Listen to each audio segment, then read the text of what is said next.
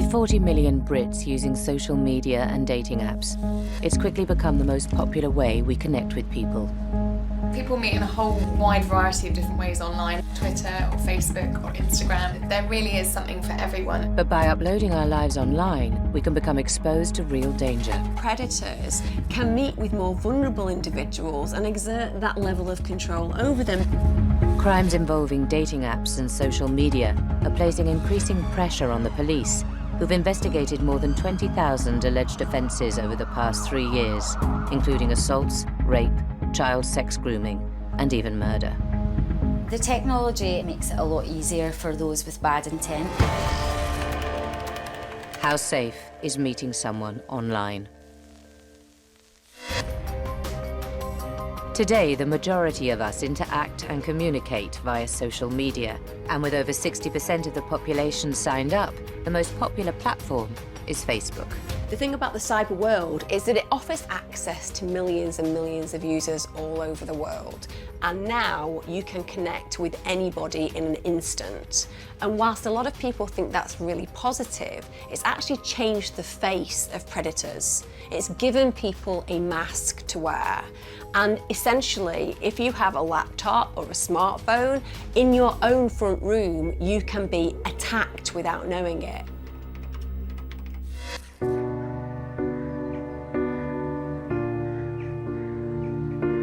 On the 31st of October 2015, 15-year-old Leicestershire schoolgirl Kaye Haywood received a Facebook message from unemployed 27-year-old Luke Harlow.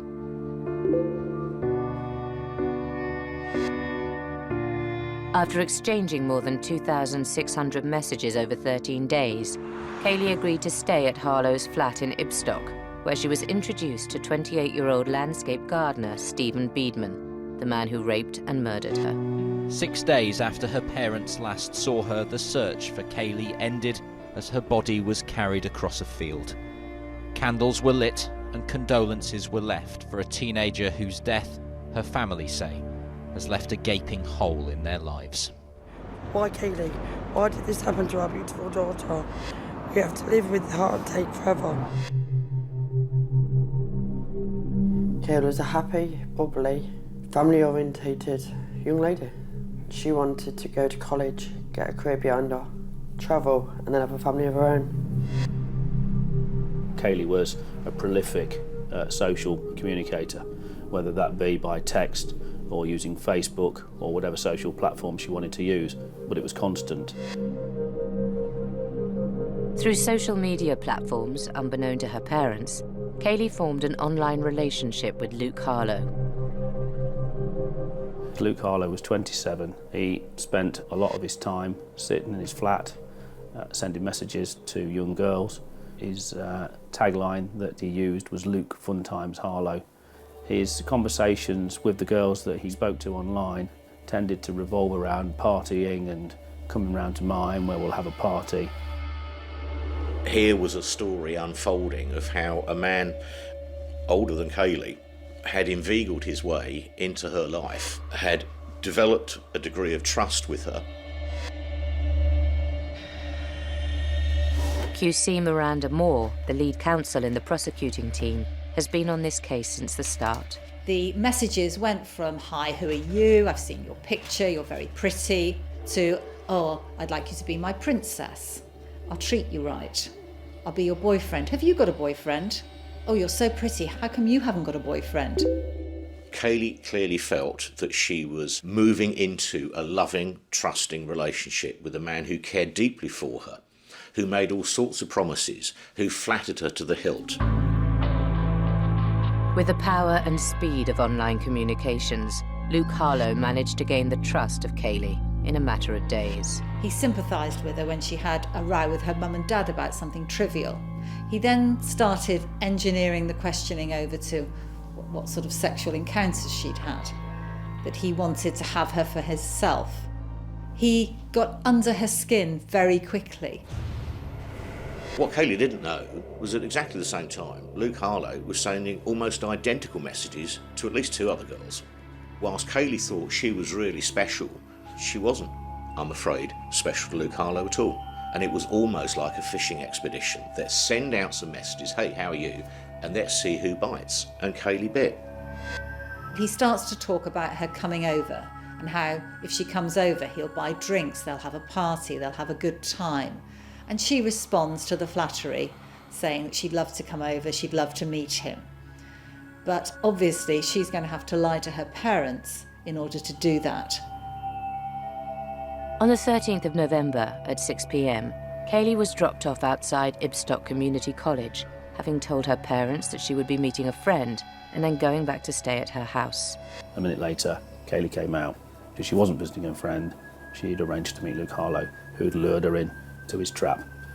The thing about Facebook is that it offers him a platform where he can provide a particular aspect of his world that's wholly untrue, but is very coercive in nature. Young girls feel flattered and believe what he's telling them. And that's the power of social networks. You can be anybody you want to be. Clearly believing that Luke Harlow was her boyfriend, Kaylee went to Harlow's house in Ibstock on Friday the 13th of November, where she stayed the night on the promise of a party and a good time. As far as we can tell, she stayed perfectly happily on the Friday night. We can tell that because she sent messages to people, she took a selfie, that sort of thing. It looks like they watched films, they moved the mattress from the bedroom to the sitting area so that it was effectively in front of the television.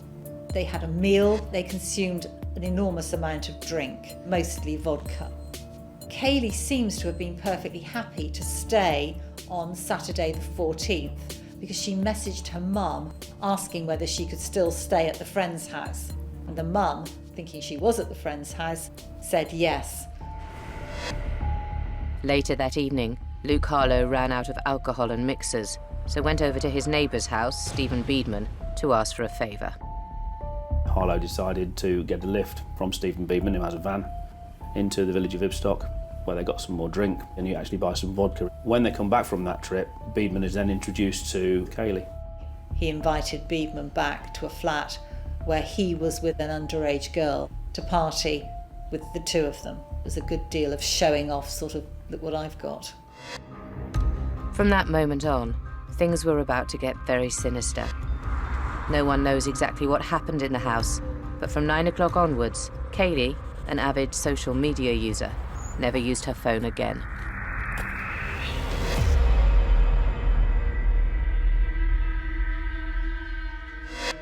Still to come. We know there was a fight and Kaylee made a break for it, semi-naked, into the night. He took her to the ground and then using one of the rocks, he delivered many, many blows to her face. In November 2015, Leicestershire schoolgirl Kaye Haywood, unbeknown to her parents, spent a Friday and Saturday night at 27-year-old Luke Harlow's flat in Ibstock. Harlow had contacted 15-year-old Kaylee via Facebook just 13 days before, and they'd already exchanged over 2,600 messages. On the Saturday night, Harlow invited his neighbour over, a 28-year-old landscape gardener called Stephen Beedman. Little did Kaylee know that she would be raped and murdered by him.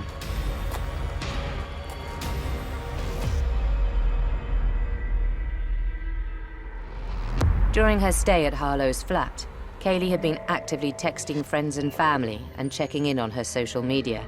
However, at 9 p.m. on the Saturday evening, Kaylee stopped using her phone. She was texting and then communication stops from her, and there's no evidence that her phone ran out of power, which obviously could be a reason why you would stop. Her charger was plugged in to the wall in Harlow's flat. She stopped communicating because she wasn't allowed to communicate, and that she probably wanted to leave, but wasn't allowed to leave. We don't know what happened in the flat that night, but we do know there was a fight, and we do know there was banging and crashing, and we do know Kaylee made a break for it, semi-naked, into the night.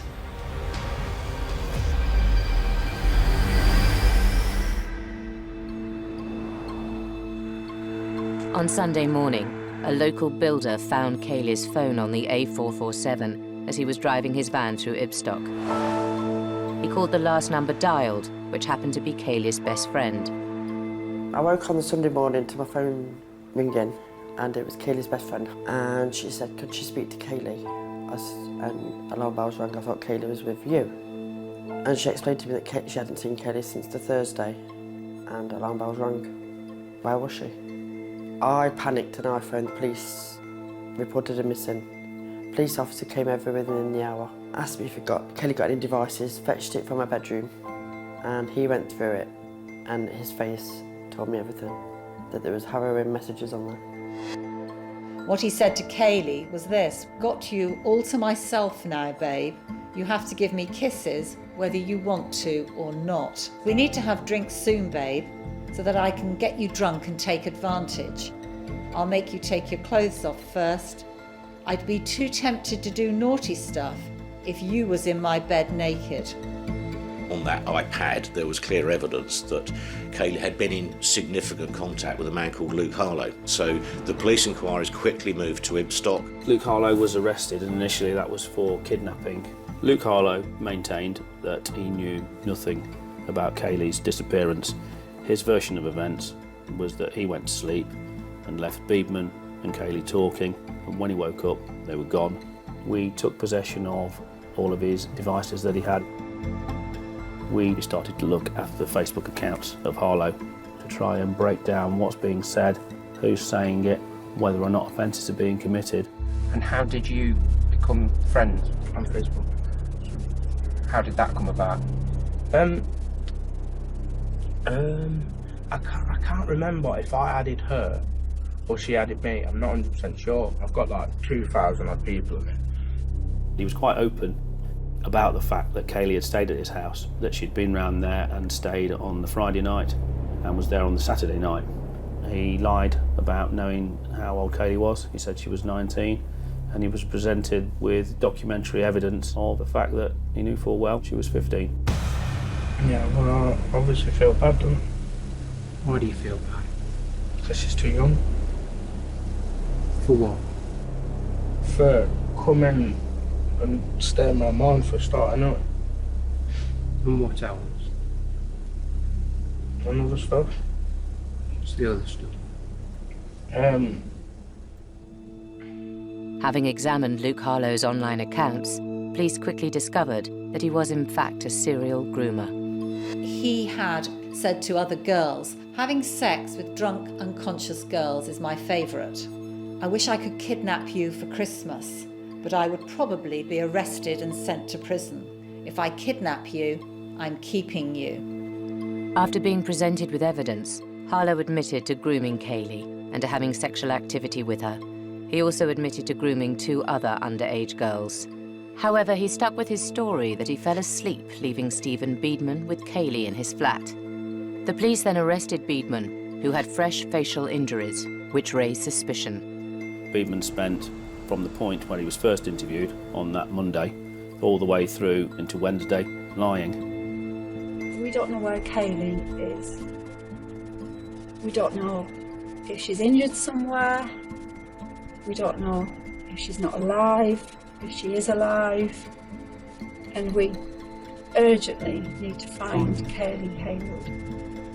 We want to give you an opportunity. If you know her, if you indeed know where she is, tell us right now at the beginning of the day.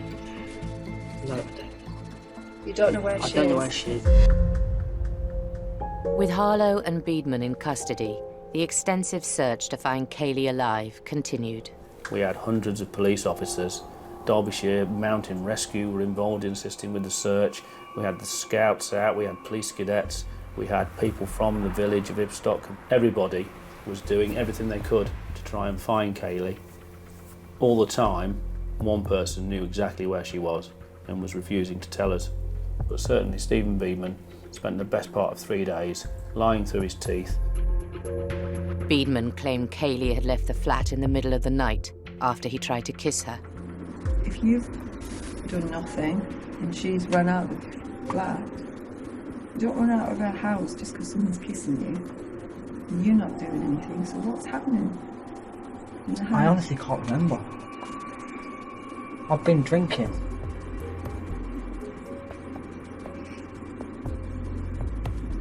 We'd all been drinking. Whilst the police were desperately looking into every lead given, more alarming evidence was being unearthed. We found a red bra, which was very quickly identified by Stephanie Haywood as being Kaylee's bra. And then as we got into the next day of the search, and on the Monday and the Tuesday, some of Kaylee's clothing was found in a field across the road from Sense Valley Park. We very quickly established that Beedman, in his capacity as a landscape gardener, had a lockup.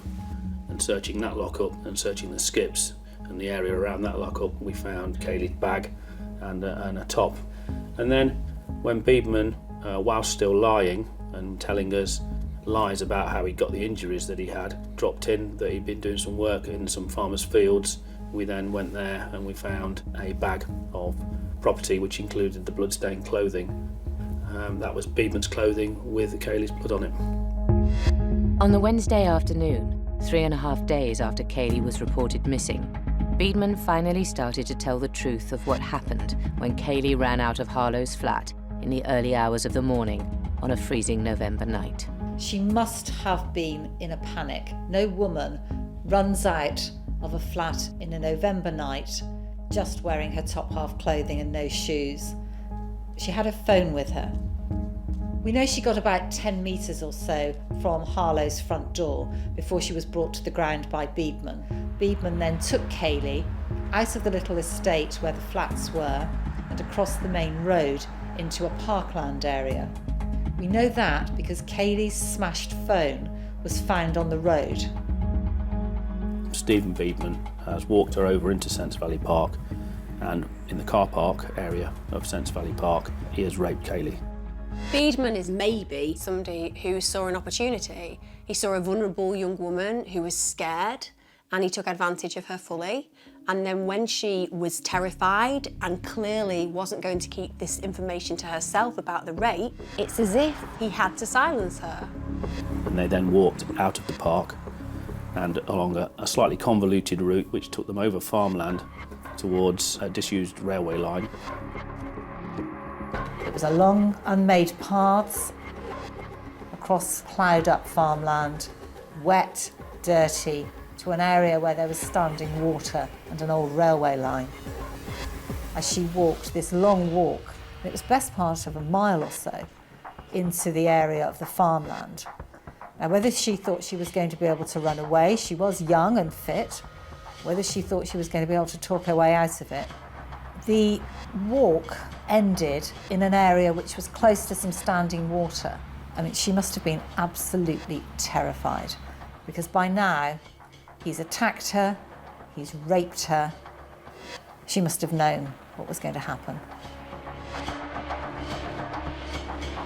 Something then happened at that point, but there was a struggle. According to Beedman, Kaylee hit him in the face with a brick and made good her escape, and that he chased her and hit her with the brick, and this is when she died. He took her to the ground in some way, and then using one of the rocks, he delivered many, many blows to her face. And I believe that the way that he murdered Kaylee was to engage that child in a terrifying circumstance that went on for a long period of time. He humiliated her, he walked her into fields and forests, and then he murdered her horribly. I mean, that's very powerful.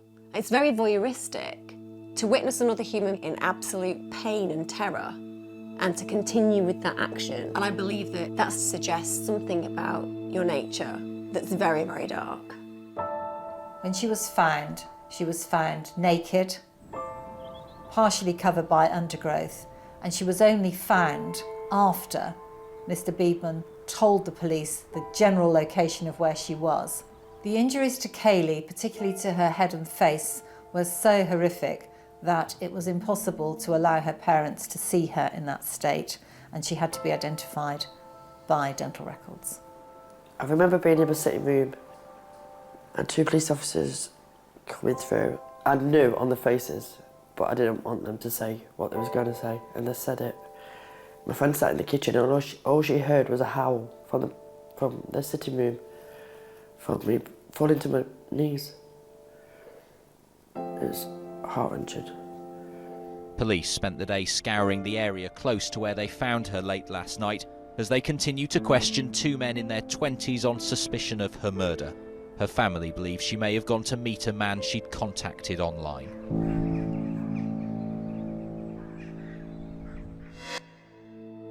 In June 2016, the case was taken to trial at Nottingham Crown Court. Harlow admitted grooming and sexual activity, and Beedman admitted raping and murdering Kaylee. They both denied false imprisonment. We had the blessing of Kaylee's family, and we had an evidential basis for going on with the false imprisonment charge. And we did that because we were confident it would show the proper picture of what had happened. Nobody runs away in the middle of the night, half-dressed, unless there's a really imperative reason for doing so. And that piece of evidence alone, even though there was more evidence to back up what had happened, persuaded us that a jury would convict both men of false imprisonment.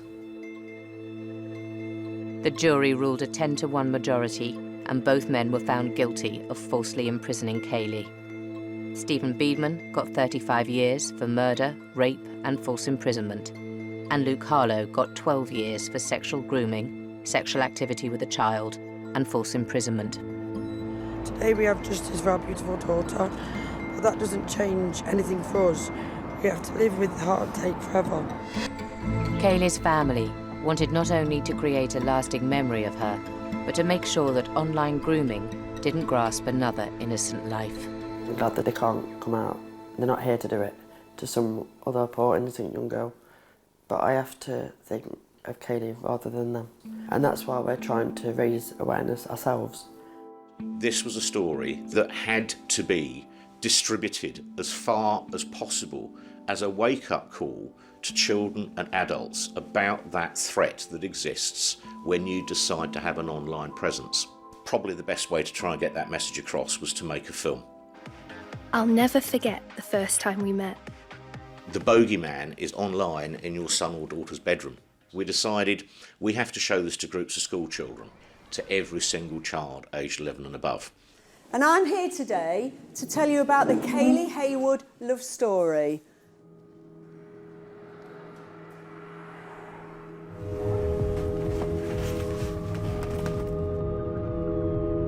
I think he might be the one.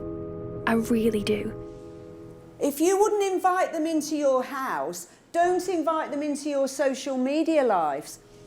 He wants me to meet his friends, so he must be serious about it. Get off me! Go away! Help me! Help! If anybody contacts you on social media sites and starts asking you personal questions, we want to know about it. What I want to come from this is the awareness to get out there, children to be safe, parents to be aware that every day something like this is happening.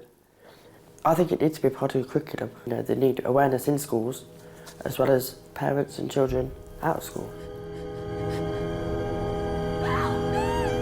Just in Leicestershire, over 40 disclosures from children having watched the film.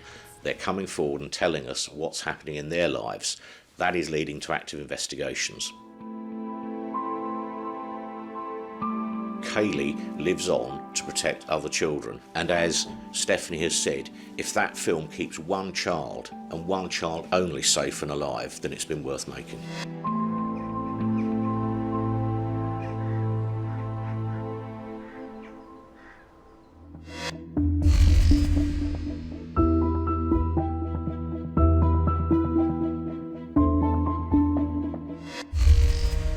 Still to come, the cannibal killer who used a dating app to lure a police officer to his home, where he butchered him and dissolved his body parts in acid.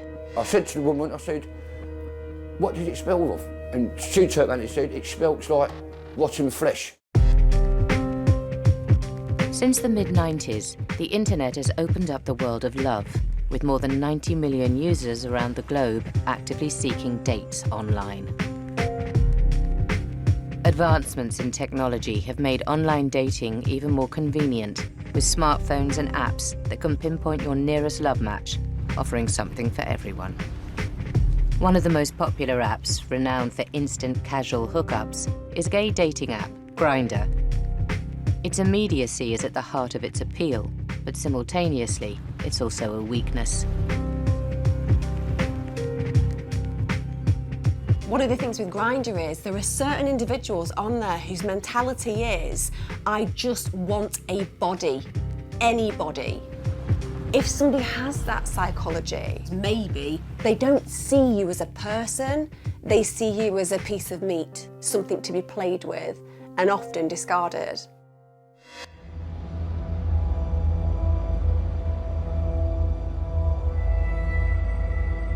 On the 1st of April 2016, serving police officer PC Gordon Semple left a meeting at the Shangri-La Hotel and logged onto the gay dating app Grindr. Unbeknownst to him, he responded to an invitation to a sex party from a man who would brutally murder him. These are the last known images of Gordon alive.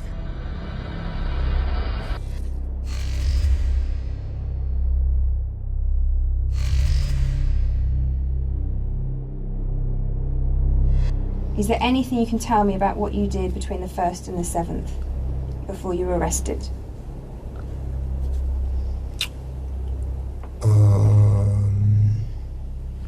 No comment. The man in police custody is 50-year-old Italian Stefano Brisi. Brisi was an openly gay, successful computer programmer who previously worked in a lucrative £70,000 a year job at Morgan Stanley Bank. After struggling for years with the contrast of his strict Catholic upbringing and his homosexuality, he contracted HIV and hepatitis C, a diagnosis he referred to as his death sentence. He may have had huge issues around the fact that he had a life-threatening long-term illness, and that may have made him very, very angry. And his way of coping with that grief was to externalise it, to affect others. In 2015, he left Morgan Stanley, having developed an addiction to crystal meth. Brisi's life began to spiral out of control as he delved into the world of chemsex, a byword for having sex whilst high on drugs.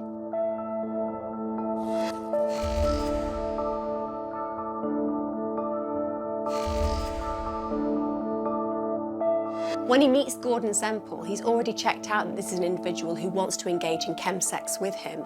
So both of these characters are willing to push boundaries, so he automatically knows that he can have this man in a vulnerable situation. PC Semple and the defendant then went on to invite other men to join them here on the Peabody estate in Southwark.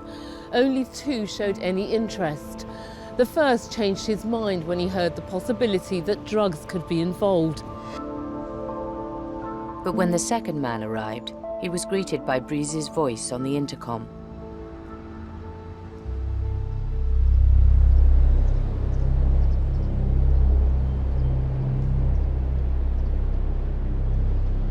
It is at this point that police believe Gordon Semple was being murdered. When Gordon Semple arrives at the flat, Brisi isn't necessarily attracted to him, and his excuse for murdering him was that he didn't feel that there was that compatibility. That's how delusional he is. The fact that he isn't connected to him physically means that he can murder him. He may as well make use of the situation.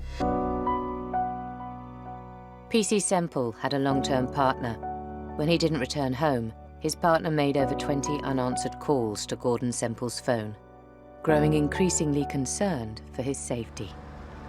When no reply came the following morning, his partner reported him missing to the police.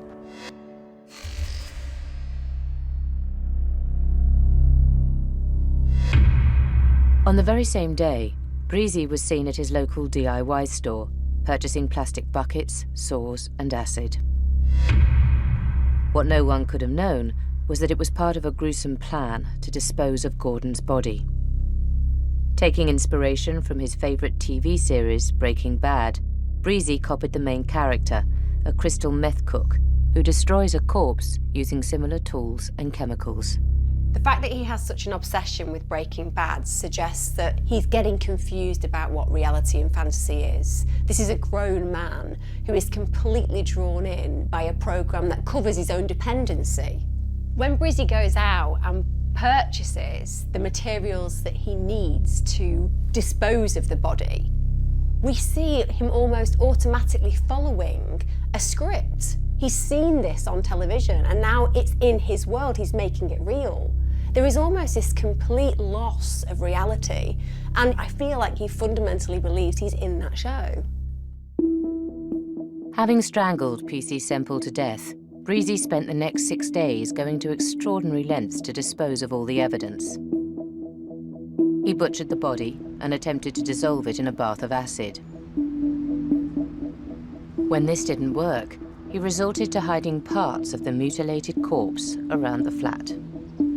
He even made a dash for the Thames, where he threw in Gordon's police badge and a dismembered foot. It's as if he starts to be fueled by the show. So watching the way that somebody disposes of a body goes from being something fantastical to actually a reality that he plays out. So fundamentally, it's almost like he's getting lost in his own world. The addiction has spiraled to a degree where what is real and what is fantasy collide. But what he didn't know was that the smell of the dissolving body parts would be impossible to hide. Stephen Harris, Brizzy's neighbour, was growing concerned as to the cause of the foul smell. The first thing I thought was it smelt like a dead body. I'd never smelt a dead body before in my life, but that's how it smelt like to me. Stephen decided to investigate. He knocked on the door, but when there was no answer, he peered through the letterbox and was immediately repelled by the stench, only to be met by Breezy. As I pulled the letterbox down, he opened up the door. I said, "Oh, excuse me, mate." I said, "There's been a complaint about the smell in the block." He turned around and said to me, "Sorry about that, I'm cooking for a friend."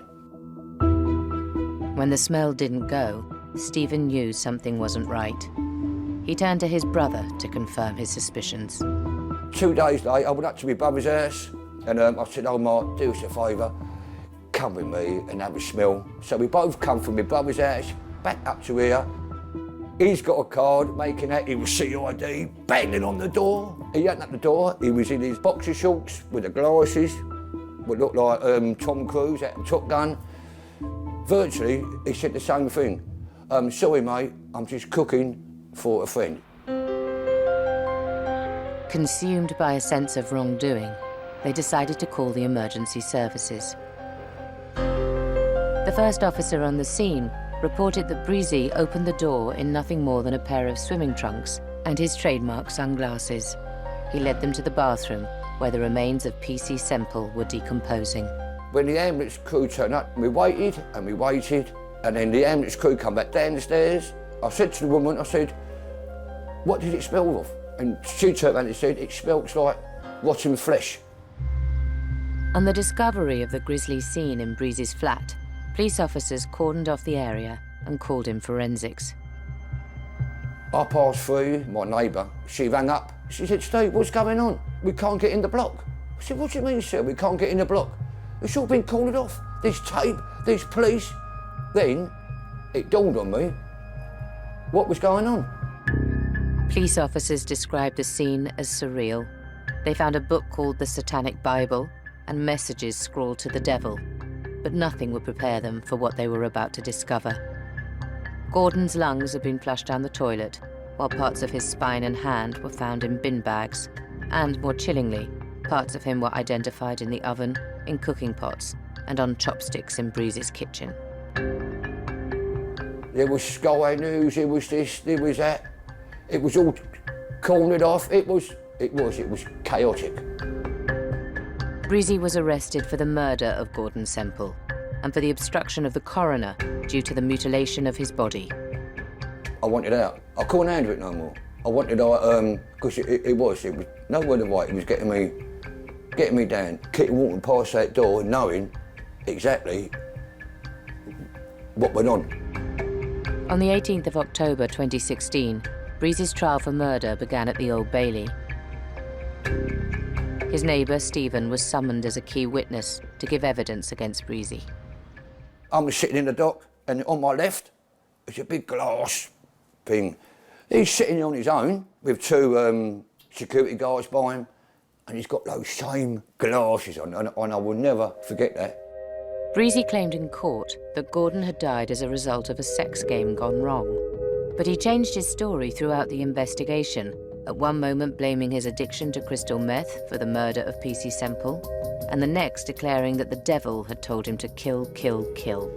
If you say, I'm hearing voices, that people will have the conclusion that you might be suffering from a mental illness, which means that you may be diminished in your responsibility when you carry out a plan of action. The shocking details of the murder and dismembering of the body were revealed, but one piece of evidence clearly stood out. The jury heard that one of Gordon's ribs was found in the kitchen bin with bite marks that matched Breezy's lower teeth. Me and my brother went up in court, we give her evidence, and 2 days later, it carried on because the jury couldn't reach a verdict with manslaughter or murder.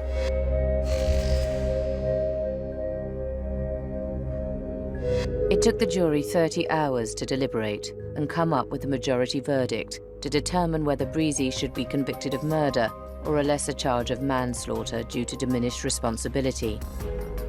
However, they were allowed by the judge to form a majority, which found Stefano Breezy guilty of murder by 10-2.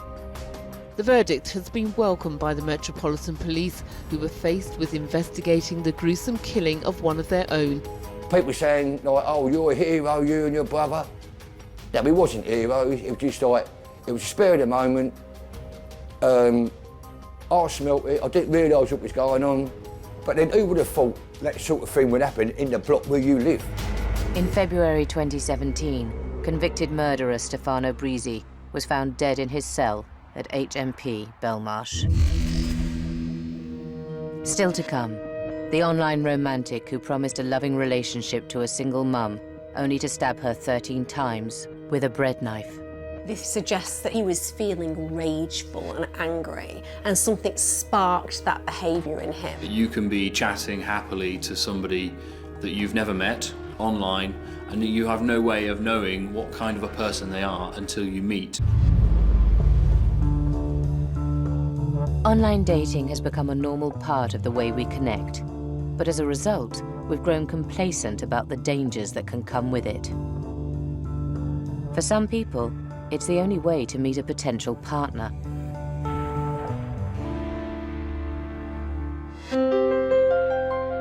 One of those looking for love online was 44-year-old Usha Patel, a single mum and full-time carer for her young autistic son. She was on the lookout for somebody to be with, somebody to share her life with. And it was on Oasis.com where 35-year-old Miles Donnelly captured her heart. Usha had gone online looking for love and ended up being murdered in her own home with her son in the next room by somebody that she thought she could trust. Unbeknownst to Usha, Donnelly had a long-standing history of criminal offences, including possession of a knife, racially aggravated assault and battery. Donnelly presented himself online as a nice, caring figure, somebody who was also looking for love. Usha and Donnelly quickly started exchanging regular messages. Donnelly told her everything she wanted to hear.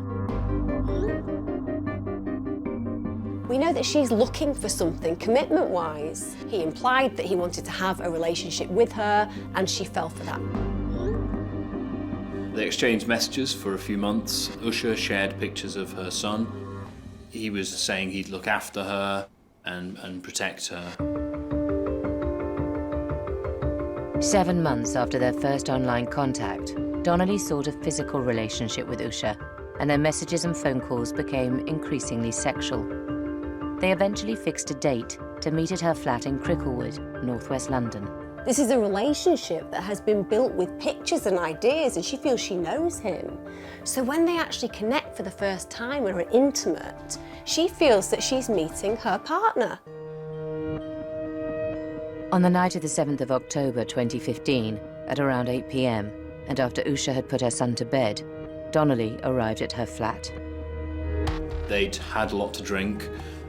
Donnelly had taken cocaine, and they'd taken their clothes off, ready for sex, at which point he attacked her.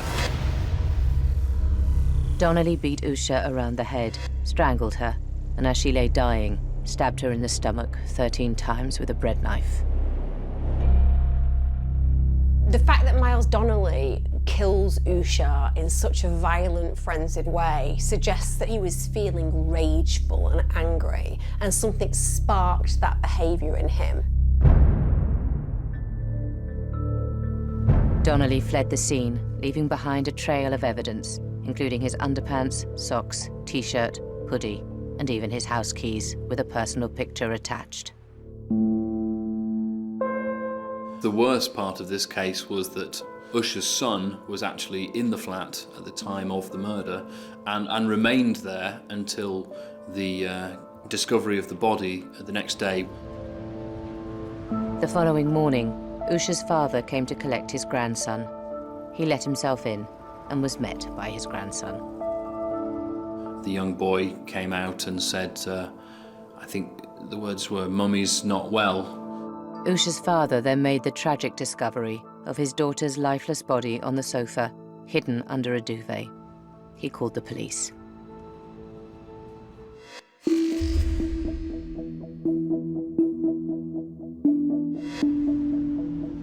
For the next 36 hours, Donnelly hid out at the home of another woman who lived on the same street as him. That situation eventually came to a head when he was asking for sex from her and she refused, and he ended up hitting her over the head with a stool. Not only had he murdered somebody in horrific fashion, but he then attacked a second woman for refusing to have sex with him.